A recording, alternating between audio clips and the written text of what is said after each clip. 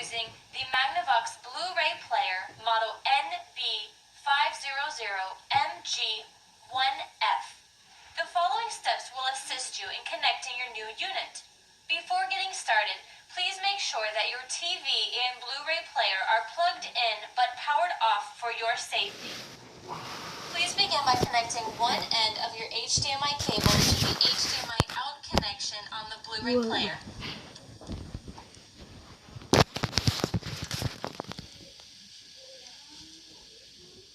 Connect the other end to the HDMI in connection on your TV.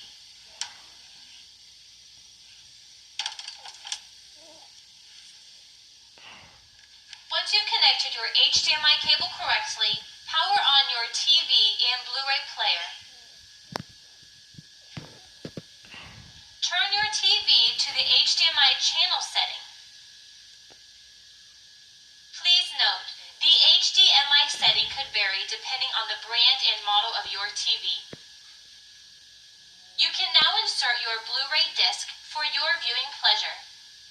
This concludes the instructions for the HDMI cable connection setup. Should you need further assistance, please contact the 800 number found in your owner's manual.